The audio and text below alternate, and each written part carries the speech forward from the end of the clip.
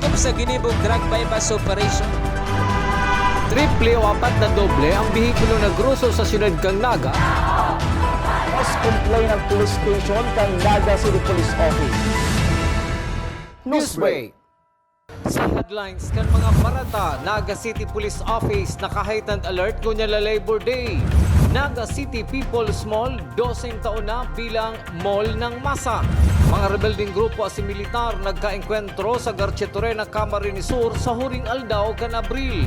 Mga estudyante kan Ocampo National High School nagkaigwa ng studio tour as in workshop sa GNN TV48 Naga. Diyos marhay na hapon. Ako si Mark Mendoza. Asin ako si Antoinette Eduardo. Kami ang sa indong magiging tagapaghatod bareta.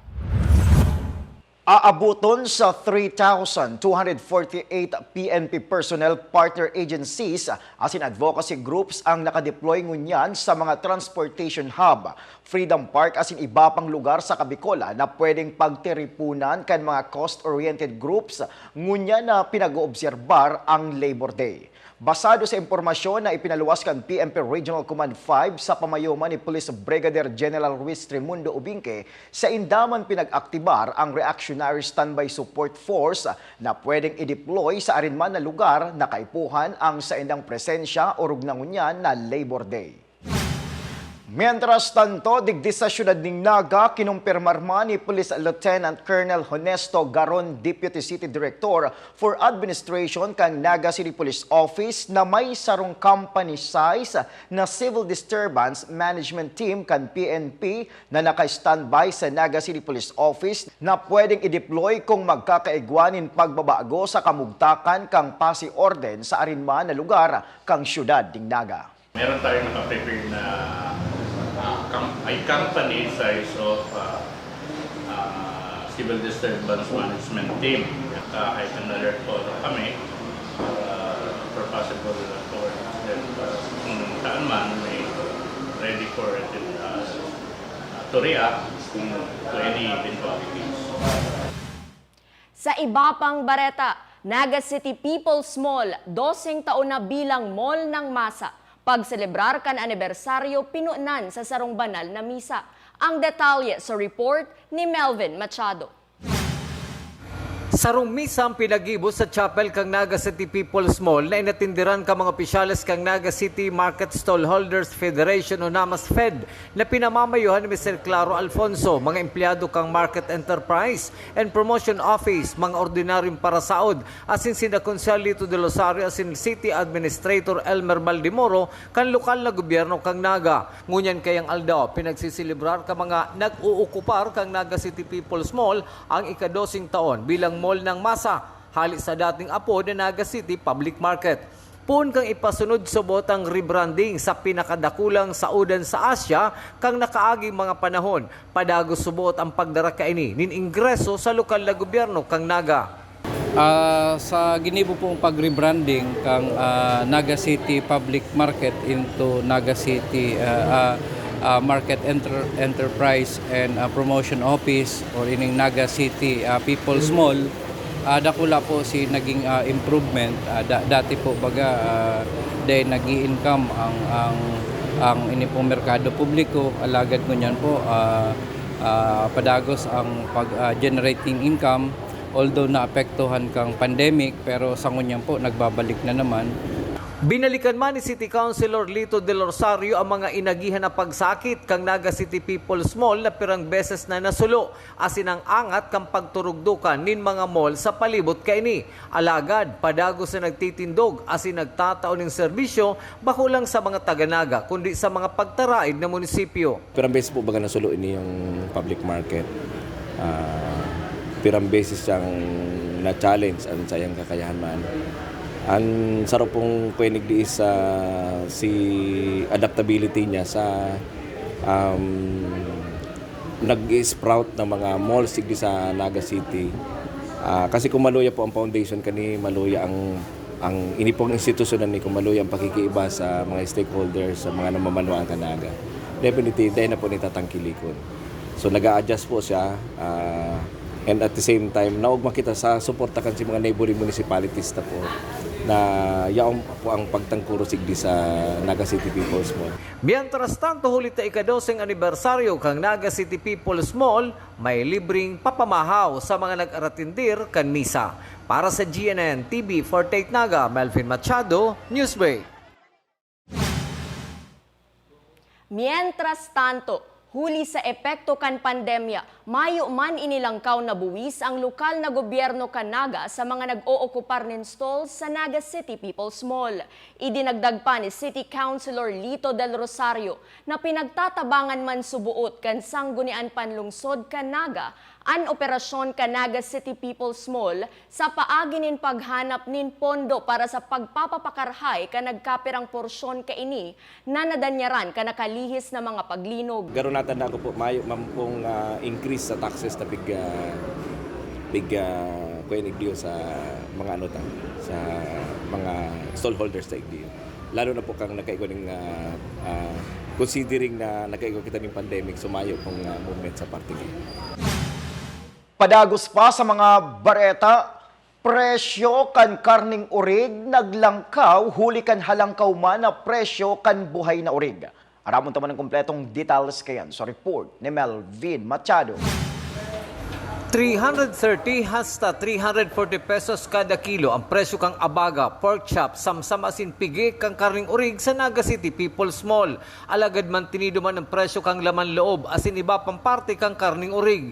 Ang presyohan na ini ang resulta subot kang pagmahalman kang kada kilo kang buhay na urig na pinagbabakal ni Nanay Delia Cruz na may pwesto sa Naga City People's Mall.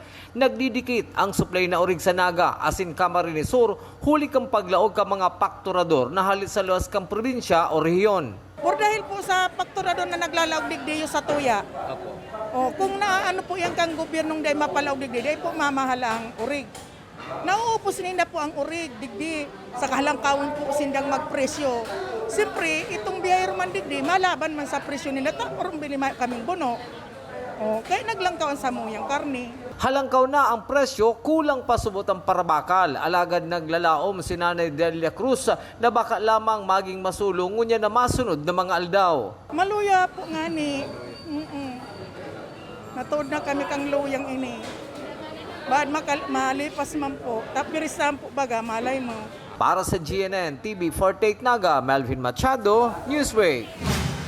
Sa iba pang bareta, kasong theft ang aatubangon ngunyan kan 20 anyos na suspek na si Jordan Peña matapos agawon ang cellphone kan biktima na pinagbistong si Rica Cabrera, 23 anyos, sarong fast food chain manager. Naging madali ang pagkakaresto sa suspek huli sa pakikipagtabangan sa mga otoridad kan mga nakahiling kan pangyayari. Nagsayuma naman na magtaonin anuman na pahayag ang suspetsyado. Tuloy hindi sa snatching na yung mga insidente. Mayong-mayo na yung nangyari. Hindi kaya lang nagdalas kita na nagkaigwa ng araw ka ng insidente sa Subanggi, sa atong area.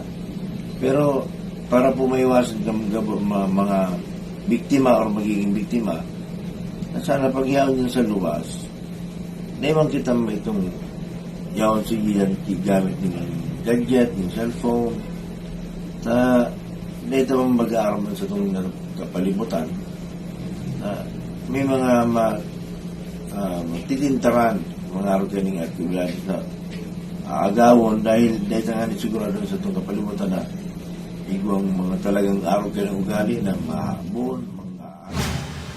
Sa pagbabalik kang news break, anom na tricycle drivers arestado sa pagsusugal ni Cara E. Cruz. Yan asin iba pang mga bareta sa pagbuelta kang GNN TV 48 Naga News Break. Dakop sa ginibog drug bypass operation. Triple o apat na doble ang bihikulo na gruso sa syudad kang Naga. Mas complain ng police station kang Naga City Police Office. News Break. Mas pinalinaw, mas pinalakas, mas pinalawak. Ang GNN TV 48 Naga, digital na! Kung ang inyong TV sets ay digital ready na, pindutin ang scan o search channel button at makikita ang GNN TV Channel 48. maaaring gumamit ng indoor o outdoor antenna para sa mas klarong panonood. Ganito rin ang gagawin kung kayo ay gumagamit ng digital box. Sa mga susunod na araw, asahan ang mga programang malapit sa puso ng mga Bicolano. Flight attendants, prepare for takeoff, please.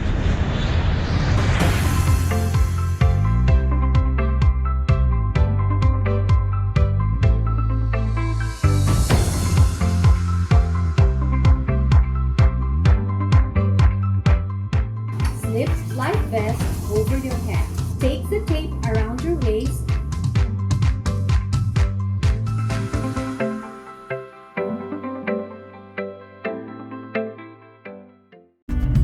Sa oras ng sakuna, isa sa mga kailangan natin sa ating tahanan ay isang gubag. Ang isang gubag ay naglalaman ng tubig, mga dilata at biscuits upang hindi tayo magutom, energy bars or energy drink, first aid kit, communication devices tulad ng flashlights at batteries, whistles o pito, portable radio, at extra cellphone. Mas mabuti kung meron tayong prepaid load guard. Tools tulad ng Swiss knife at gunting. Maaari din tayo magdagdag ng lubid.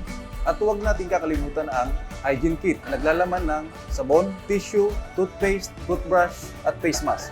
Sa lahat ng oras, laging bukas nakahanda ang aming tanggapan. Tandaan, ang Bicolanong alerto, pirming protektado. Work with business executive or turn yourself to become one. Explore the career in the world of business with NCF's Bachelor of Science in Business Administration, major in Financial Management. This degree prepares you to excel in the financial service sector. Start it right with NCF's College of Accountancy and Finance.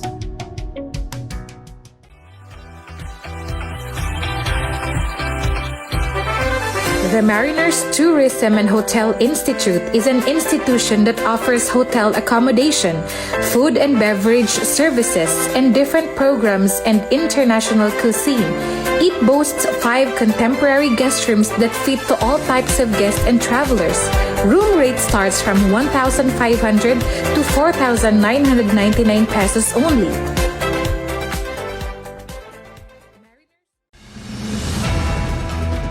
Dakop sa ginibong drug bypass operation.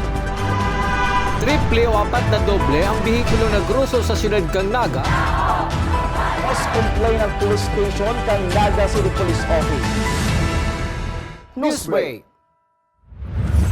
Padago sa mga bareta, hahalatun kan lokal na gobyerno kan Naga ang listahan hali sa DepEd Naga kan mga nangganang atleta sa nagtapos na palarong Bicol para matagamahanin pondo asin maitao sa inda ang pinagpromesang incentive hali sa lokal na gobyerno kan Naga. Susog kay City Administrator Elmer Baldemoro ang nasabing listahan ang halat kan Education Scholarship and Sports Office para maproseso asin sa masunod na semana pwedeng maitaw ini pagkatapos kan flag raising ceremony. Sa ngunyan po, hinahalat pa kang ESO si complete list katong mga winners to Palarong Bicol. Kabali na po itong mga gold, silver, and bronze. Ang gold po, itong champion, makakareceive ng 3,000 pesos. Ang silver, 2,000 pesos. And ang bronze is 1,000 pesos. So once po, we are hoping po na may submit kang DepEd this week and ma-process po iyan kang ESO para po hopefully next flag ceremony may award. Sa satuyang police report, anom na tricycle driver arestado sa pagsusugal ni Cara Cruz. Ang detalye sa report ni Jerome Breeze. Day na nakapalagpan anom na tricycle driver matapos sininga maaktuhan na imbelto sa sugal o mas bistado sa Cara Cruz sa sarong parking space ka na sarong mola sa Diversion Road at Triangulo sa Ciudad de Naga. Sigun kay Pulis Major Alex Sumayaw, haloy ng embulto sa sugal ang mga sospek na sinda Joel Riapora, 38 anyos, Gideon Mihiliano, 27 anyos, Eric Villegas, 46 anyos, Francis Munda, 24 anyos, Mark Jan Pancho asin Jason Tarosa. Kaya kaso bagong alauna ni na magahon kan maaktuhan ang mga ini na embulto sa sugal, tulos mo na pigdarakop kan PNP. Ini ang grupong ini, halina ni yung nai-report sa itong istasyon. Kaya ini talagang binabantayan nila sa itong mga operatiba. Dahil ini mga driver ni kan tricycle, habang naghahalat kan sa ng mga pasahero, siguro yung ginigibon ng libangan. Pero kaya nga na-timingan kan so bagong maagaw na alaw ng media, yun ang yung nagkadakop sila kan sa itong mga operatiba. Ang Philippine National Police nangapudan sa publiko na iwasan na membulto sa sugal tanganing may iwasan man na badakop kan mga otoridad. Hindi sa mga nag-involve sa illegal gambling, sana dahil na mag-involve sa mga routing activities dahil na illegal nga ni. Kumbaga, pigdadakop, dahil na pagpangarapo na madakop pa sila o mag-involve pa hindi para sa mga kapulisan, pag nakadakop kami, accomplishment yan. Pero hirap man kapag nakadakop dahil siyempre, nagtitsaga-tsaga nga ni kung gusto na magdirin siya. Tapos madadakop, mapiyansa pa. Mas dako lang piyansa hindi pag madakop pa sa araw kayo ng activities. Ang mga suspect ana sa kustodiya ngunyan kan Police Station 5 Naga City Police Office tanganing kahampangon ang kasong pagbalgar sa Presidential Decree 1602 o illegal gambling law. Para sa GNN TV 48 Naga Jerome Brice, Newsbreak. Sa police report, 5 minuto naghaloy si Riribayanin putok sa pagultanan kan armadong kalalakihan asin tropa kan 83rd Infantry Battalion kan nakalihis na Domingo sa Barangay Salvacion, Garchitorena, Camarines Sur. Matapos magdurulag ang mga rebelde, nawalat kan mga ini ang sarong M1 Grand Rifle, sarong rifle grenade, 72 na mga bala asin backpack na may laog na personal na kagamitan kan mga rebelde. Mayo man nalugadan sa tropa kan militar mantang daiman aram kun piraman ang nalugadan sa lado kan mga rebelde. Nagpasalamat man si Major General Adonis Bahaw, Division Commander kan 9th Infantry Division Philippine Army sa pagsumbong kan mga residente sa mga aktibidad kan nasabing mga persona. Padagos pa sa mga bareta, sarong construction worker nalamos sa sarong resort sa Barangay Pararaw, Balatan, Camarines Sur. Ang detalye sa report ni Jerome Brice. Dead on arrival na kan pigdara sa ospital ang sarong factory worker matapos sining malamos sa sarong resort sa Barangay Pararaw, Balatan, Camarines Sur alas 10 nin pagkaaga kasudma. Sigun sa report na hilingkan mga lifeguards kan resort na nagpapato-pataw sa dagat ang biktima nga si Jovel Silvestre, 45 anyos, residente kan Barangay San Felipe, Naga City. Asin tulos man na napigalapatan nin first aid, asin pigdara sa ospital, alagad pigdeklarang dead on arrival kan doktor. Ang Balatan Municipal Police Station nagpasiring man sa lugar tanganing magkondusir pa nin investigasyon, katagod kan pagkalamos kan nasabing biktima. Para sa GNN TV 48 Naga Jerome Brice, Newsbreak. Sa iba pang mga bareta, grade 9 as in grade 10 na mga estudyante kan Ocampo National High School nagkaigwan in studio tour as in mini workshop sa Naga College Foundation as in GNN TV 48 Naga. Ang detalye sa report ni Junior Correspondent Christine Reyes. Special Program in Journalism kan Ocampo National High School ginibo sa GNN TV 48 Naga kaiba ang Naga College Foundation, College of Arts and Sciences asin mga staff kan GNN TV 48. Nagkaiguman in mini lecture asin workshop na pinanginotan ni news anchor Antoinette Eduardo asin naghirasman ning kadikit na eksperyensya ang 30 BE Communication student na si Aljon Pogoy asin Rick Puerta. Pinagpartisiparan ini kan mga grade 9 asin grade 10 students kan Ocampo National High School. Mahihiling sa mga mata kan estudyante na interesado asin maog masinda sa pagbisita sa studio asin NCF Wings. Sigun ki Sherwin Serio saro sa mga estudyante kan Ocampo National High School, magayon na eksperyensya ang makalibot sa GNN TV48 Naga asin Naga College Foundation. It was fun po kasi sa sobrang lawak ng campus niyo po, marami pala dito mga, yung especially sa mga course niyo na fit sa inyo. Tapos yung studio po niya, ang ganda po. Sana po mas mag-improve pa. Yung marami pa, yung, especially yung sa cabin po kasi ang ganda. Ang studio po niya, so maganda din po kasi katulad po namin na journalist student, nalaman po namin na ganyan po ang setup sa loob ng studio. Nagtauman ng pasasalamat si Tracy Clerigo asin Danny Centillas kan Ocampo National High School sa oportunidad na tinao kan GNN TV48 Naga asin NCF para sa indang mga estudyante. Awesome. One word but very meaningful. That's a wonderful and awesome experience. Not just for me, but for my students, grade 9 SPJ students and grade 10 SPJ students as well. An awesome one. NCF really have the standard. However, upon entering and upon experiencing this one of a kind, and with the help, of course, of your promotional videos, which I believe that's part of marketing strategy, encouraging students to be here in school, to be part of the community, it's really a good thing to promote those things which are very new. Not only new, but very timely, napapanahon, nakakahikayat, na mga bagay para mas lalong matuto ang mga bata in real world. First and foremost, GNN TV 48 Naga, I would like to express, in behalf of Ocampo National High School, we would like to express our heartfelt thanks to the President, Mario C. Villanueva, and with the GNN TV, headed by Ma'am Irene Tosok, and other staff and other team, with the help of the ABCom students. Really, we are really grateful for this time and for this great opportunity. Maganda yung naging experience namin dito sa GNN TV kasi nagkaroon ng first-hand experience yung mga estudyante na hindi namin na-experience dun sa school. Kasi knowing na nasa loob lang sila ng classroom for the past 3 quarters, learning about the theories, yung tungkol sa concepts, ngayon nagkaroon kami ng first-hand experience sa buhay ng production sa media.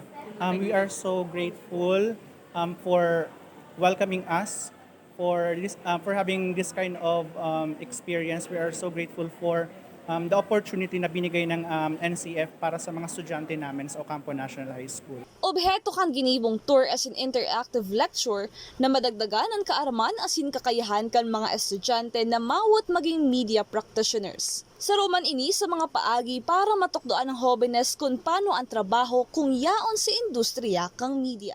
Sa GNN TV 48 Naga, Daneline Newsbreak. Ini si Christine Reyes para sa GNN TV 48 Naga, Newsbreak. Asin yan ang mga bidang baretang nakalap kan mas pinakusog na puwersa kan GNN TV 48 Naga News and Bicol Affairs. Day malingaw na i-follow ang sa may official Facebook fanpage GNN TV 48 Naga. Liwat, ako po si Mark Mendoza. Padagos kaming mahatod nin mga baretang garantisadong nangingenot asin napapanahon. I-hit ang subscribe button sa samuyang official YouTube channel, GNN TV 48 Naga, tanganing updated kita sa mga bareta asin istoryang bida. An Bicolano. Ako si Antoinette Eduardo asin ini ang GNN TV 48 Naga Newsbreak. Dakop sa ginibong drug bypass operation. Triple o 4 na doble ang bihikulo na gruso sa siyudad kang Naga. Mas complain ng police station kang Naga City Police Office. Newsbreak.